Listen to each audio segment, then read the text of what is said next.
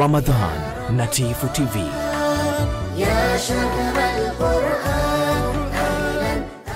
Mpenzi mtazamaji, kama ndio kwanza nafungua channel yako ya Tifu TV, tafadhali subscribe ili uwe mwanzo kupata video zetu mbalimbali za ndani na nje ya nchi. Share video hii bila ya kusahau kudondosha comment yako, kwani ni muhimu sana. Wetu wa wilaya kwa ajili ya kuadhimisha siku hii kwa kufutana na watoto wetu hawa na kuwapa kile ambacho Allah Subhanahu wa Ta'ala ameturuzuku kuwapa.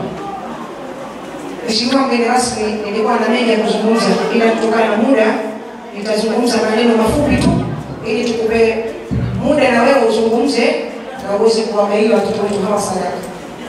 Ni kwamba safari hii ni mara pili kufanya shughuli hii.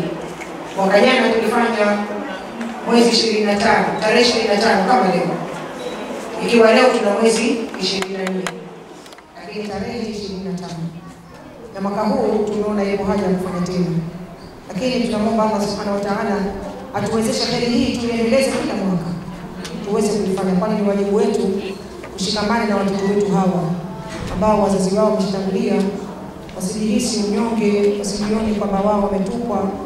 Sisi tupo, wao wameondoka, wametangulia, ni amri ya Allah Subhanahu wa Ta'ala. Sisi wajibu wetu kuwa nao kwa hali na mali, si kuwaita tu siku kama hii ya leo, lakini kuwa nao kwa kila wakati, kujua shida zao, kuzijua haja zao, na kwa pale ambapo Mwenyezi Mungu anatuwezesha kuweza kuwasaidia. Kwa hivyo kila mmoja ana wajibu huu. Nasema hawa tuliokuwa hapa ni watoto wetu ambao wako magharibi, lakini tumeshaifanya kazi hii ya kuwasaidia mayatima visiwani Pemba. Jumatano, Alhamisi, Ijumaa, Jumamosi tulikuwa Pemba. Nimerudi mimi, nilirudi Jumamosi, lakini wenzangu ndio kwenda nao walirudi Jumapili. Na leo Jumanne tuko hapa. Kesho mheshimiwa tunatarajia kwenda Tumani. Na inshallah Mwenyezi Mungu akituwezesha, akitufikisha, tunategemea tena kwenda Matendo. Kote ni kwa ajili ya kuwasaidia wenzetu, lakini kuungana pamoja, kwani tumeambiwa wa'tasimu bihablillahi jami'an wa la tafarraqu, shikamaneni na kamba Mwenyezi Mungu yote wala msifarikiane. Na tunafanya hivi kujitoa kwa ajili ya jamii, kwa sababu slogan yetu inatuambia hapa, mtukufu katika watu ni yule ambaye anajitoa na kupigania katika maslahi ya watu, anayetumikia jamii. Kwa hivyo ni wajibu wetu sote kuitumikia jamii ili tuzipate kheri za dunia na akhera.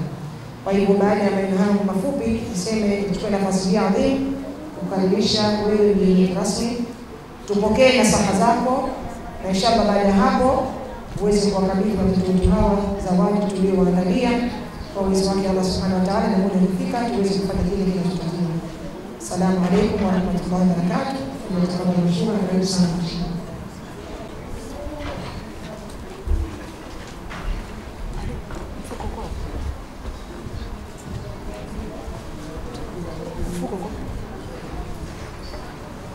Ndugu mwenyekiti wa jumuiya hii, jina lake refu bado sijaitaja, ya kuimarisha sauti, na wajumbe wote wa jumuiya hii, wanadarasa, watendaji mbalimbali mliopo, watoto wetu wazuri wa wilaya ya Magharibi. Assalamu alaykum wa rahmatullahi wa barakatuh.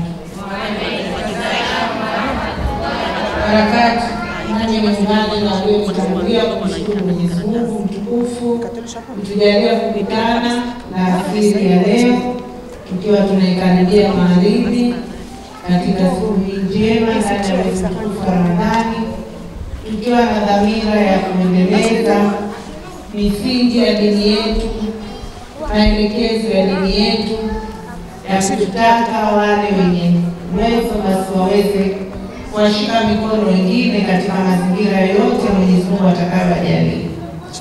Lakini nashukuru zaidi sana jumuiya kwa heshima hii kubwa mlionipa. Kiukweli mmenipa heshima kubwa sana. Mngeweza kumwalika mtu yoyote, lakini mkaona na mimi nipe baraka za watoto hawa, lakini pia nipe baraka za Mwenyezi Mungu mwenyewe katika mwezi huu, kwamba niungane nani na wao katika siku hii tuweze kuomba dua kwa pamoja, kupeana sadaka na zawadi, lakini pia kula pamoja ni jambo la heri.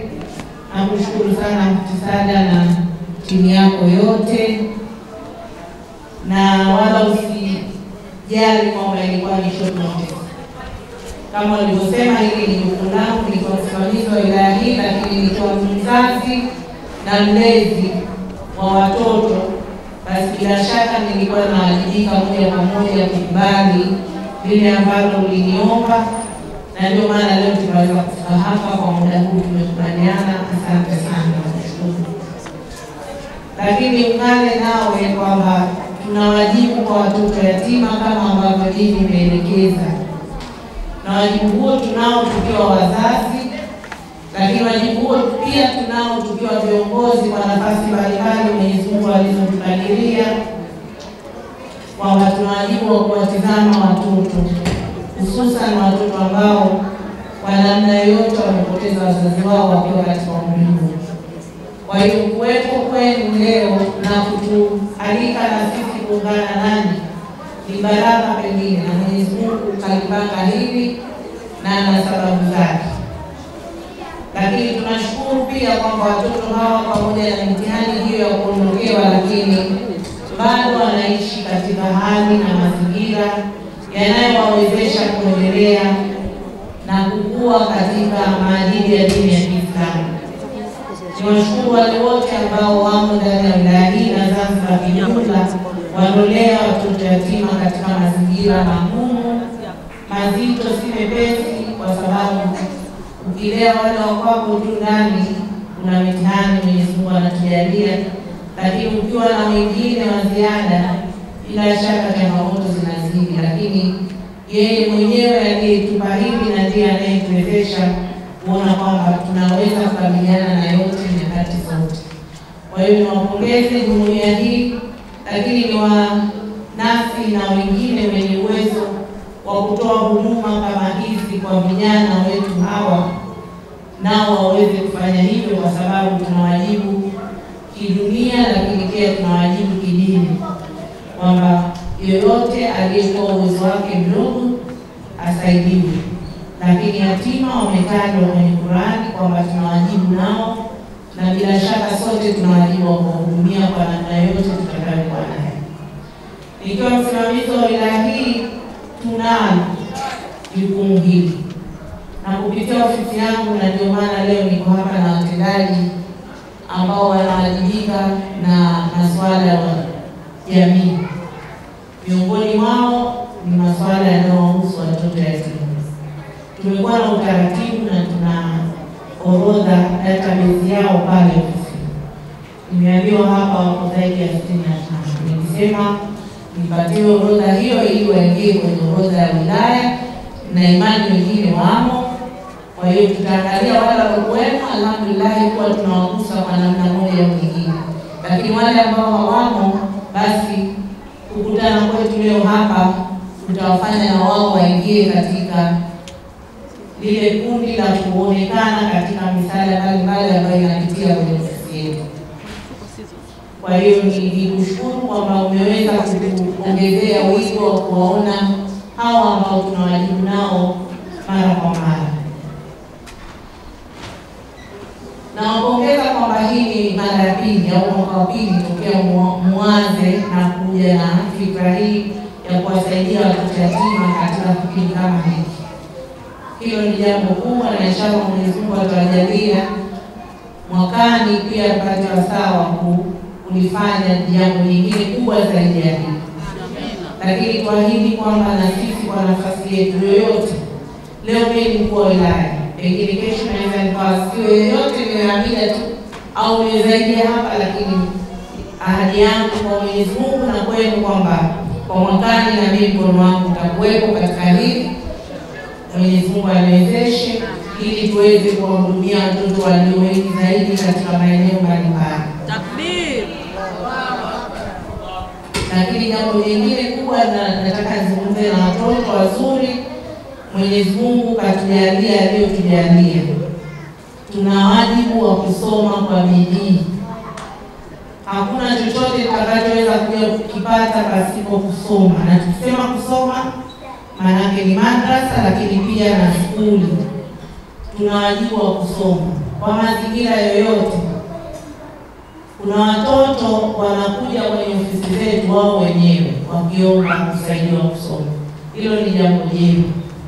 Kwa hiyo ikiwa kuna watu wanatuongoza kwenye kusoma, tuna wajibu wa kusikia, tuna wajibu wa kujifunza zaidi katika mazingira yoyote yale. Serikali iko pamoja na watoto yatima. Misaada yote ambayo serikali kupitia Mheshimiwa Rais wa Zanzibar na Mwenyekiti wa Baraza la Mapinduzi, lakini na Rais wa Jamhuri Mama yetu Samia Suluhu Hassan, wamekuwa wakituagiza kwanza wanawataja watoto yatima. Chochote wanachokitoa kundi la kwanza watoto yatima. Ni juzi tu wiki iliyopita Mheshimiwa Rais wa Zanzibar alifutari na wananchi wake, lakini alitaka tupeleke watoto yatima. Juzi mwezi tarehe 20 Mama Samia alituagiza tumpelekee watoto yatima. Sasa ndio maana nikasema wale ambao hawako kwenye database zetu tutawaingiza ili kila tunapopata fursa na wao wawe wanapata kwenda katika maeneo kama hayo kukutana na viongozi, lakini pia kupata fursa nyingine zitakazosaidia ustawi wao wa kila siku. Kwa hiyo niwaombe sana watoto wazuri msome kwa bidii. Lakini jambo lingine, tuna mambo ya udhalilishaji. Tunapokutana wajibu kukumbushana. Na kwenye hili tunawaambia watoto wenyewe mkatae kudhalilishwa. Watoto mnapoona mnafanyiwa matendo ambayo sio, ripotini kwa wazazi wenu, walezi wenu, walimu wenu. Lakini inapotokea mzazi, mlezi, mwalimu ndio yeye anayefanya hivyo, wewe kimbilia hata kituo cha polisi. Nenda katoe taarifa kwamba kuna mtu anayafanya na hisi ananidhalilisha. Huo ndio utaratibu wa sasa. Zamani ilikuwa watoto wanafichwa kuambiwa masuala haya. Lakini sasa hivi tuna wajibu na ofisada na wanadarasa wote tuwaambie watoto ukweli kuhusu udhalilishaji. Tunapata kesi nyingi watoto wanakuwa hawajitambui, lakini tunapowaambia watoto wanasema. Sisi pale wilayani wanakuja watoto kwa ripoti baba zao. Wanakuja watoto kwa ripoti walimu wao. Wao wenyewe wanasema. Kwa hiyo inatokana na kwamba mtoto ameelekezwa kwamba huyu ni mdhalilishaji na inapotokea zungumza.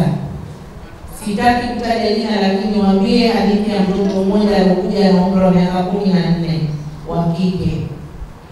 Nasema mkuu wa wilaya, mimi nilikuwa jana birthday yangu, siku yake ya kuzaliwa.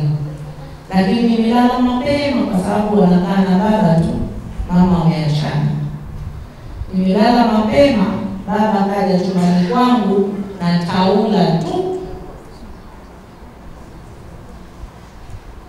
Nikaogopa.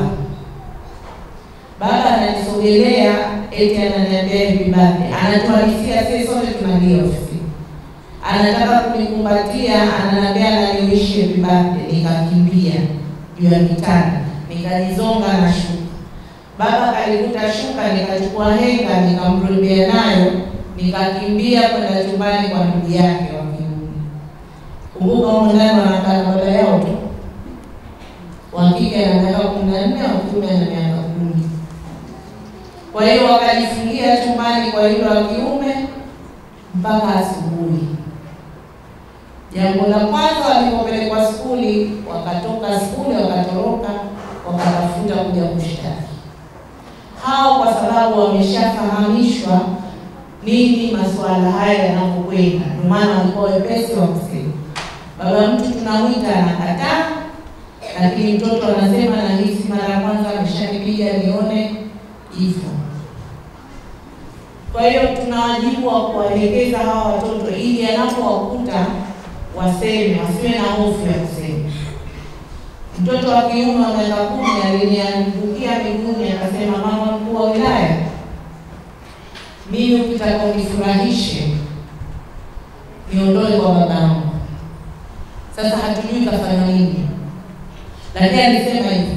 Na nilipotoa tamko la kusema kuanzia leo atarudi kwa mama yao, yule mtoto furaha yake alilirukia mpaka tunakaribia kwa mshana. Sasa tujiulize alikumbwa na nini mpaka kama anataka kuondoka. Sasa hayo mazingira watoto wetu wanaishi nayo, lakini tuna wajibu wa kuwaambia ukweli, na watoto tunapowaelekeza weni wazi kusema tatizo linalowakuta. Mkifanya kazi mawilayani, jamani, haipiti siku sasa hatulii kwa hizi kesi za watoto. Wengine baba na mama wako, lakini malezi hayapo, watoto wanadhalilika. Tuna wakati tunaona watoto yatima wako kwenye mazingira mazuri kuliko watoto wa wazazi wao, na yote ni kwa sababu pengine tu imani hazipo, mafunzo ya dini pia watu hawanayo, na ndio maana watoto wale wanaishia mitaani. Kwa hiyo niwashukuru sana kwamba tunapata fursa ya kulea watoto hao katika mazingira magumu, lakini angalau wanaonekana wana furaha, wanaonekana wanashiriki katika masuala mengine ya kijamii, na tunawajibu wa kufanya hivyo siku zote. Nisiwachoshe, sote tuko kwenye Ramadhani, na washukuru kwa mara nyingine kwa niaba ya ofisi yetu kuendelea kushirikiana na sisi. Ahadi ni ile ile ya kwamba tupeane taarifa za watoto hao inapotokea lolote, tuweze kuwashika mkono, kwa sababu tuna wajibu huo kidini na hapa ulimwenguni wa nyadhifa zozote Mwenyezi Mungu alizokadiria.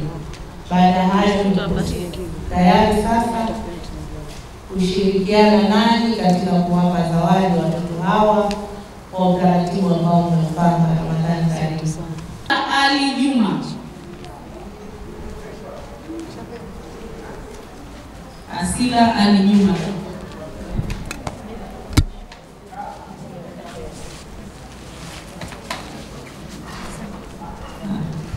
Ibrahim Faki Salim, Ibrahim Faki Salim, haraka haraka muda unaenda. Abubakar Hafidh Abdallah, Abubakar Hafidh Abdallah, Yusuf Hafidh Abdallah, Yusuf Hafidh Abdallah, hayupo? Zaunat Yusuf Hamis, Zaunat Yusuf Hamis, Zubeda Omar Hamis, Yoha Juma Suleiman, Agnat Hamis Omar,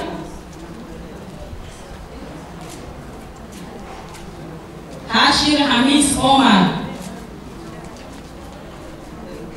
Ibrahim Yusuf, Hamza Yusuf, Al-Nadir Yusuf, Hawlat Juma Shaib, Zulkarnain Juma Shaib, Othama Juma Shaibu, Yusuf Sudi Hamis, Yusuf Sudi, Ali Suleiman Swaleh, Hajra Omar Hamadi, Suwaiba Omar Hamadi, Ahlam Othman Suleiman, Shuhaib Hamad Hamis, Musa Ali Hamis, Muhtar Abdullah Muhammad, Amina Abdullah Muhammad, Fauz Abdullah Muhammad, Yusuf Haji Omar, Harun Rashid Abdallah, Ahmad Hamis Othman, Ridwan Abu Amer, Abasi Abu Amer, Ramadan Sudi, Yumna Ali Ali, Sulhia Ali Ali, Sada Faki Salim, Rayyan Faki Salim, Nurdin Faki Salim, Nuria Faki Salim,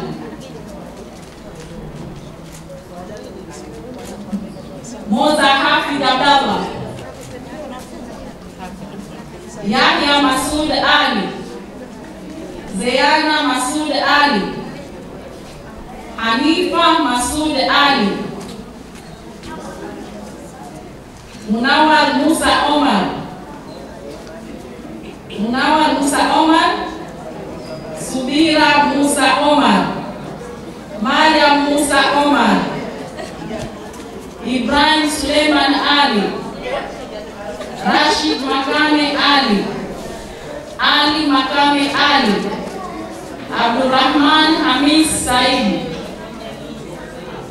Zainab Hamis Saidi, Abdurrahman Muhammad Rashid, Ibtisam Muhammad Rashid, Mahir Hatib Ramadan, Asia Omar Juma, Ayman Omar Juma, Othman Abdallah Sineni, Zuena Abdallah Sineni, Hamza Isa Rashid, Muhammad Juma Muhammad, Nurdin Juma Muhammad, Yunus Juma Muhammad,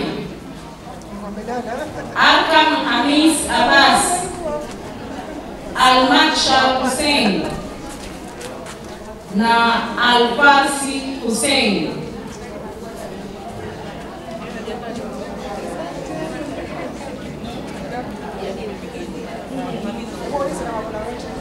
Kuna yote ambaye hajasikia jina lake?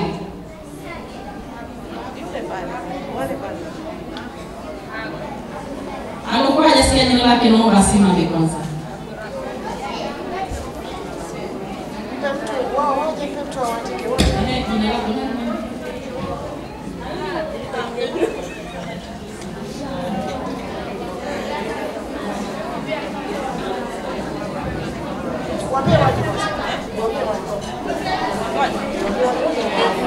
Njoni mbele, mlikuwa hajasikia majina yenu, njoni mbele.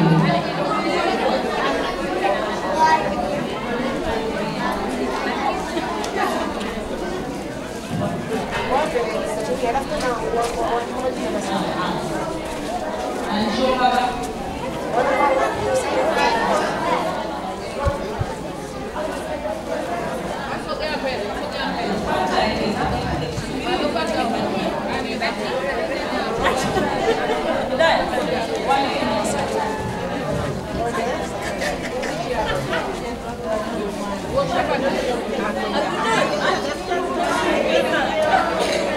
Haya, nyie mlikuwa mjaandikwa, naomba nendeni pale kaandikisheni jina lenu.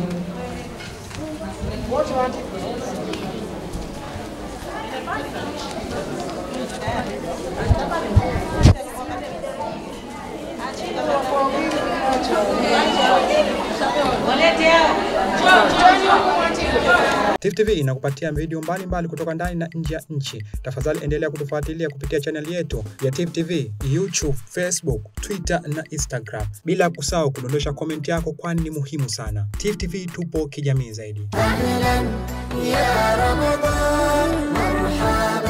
Ramadan na Tifu TV.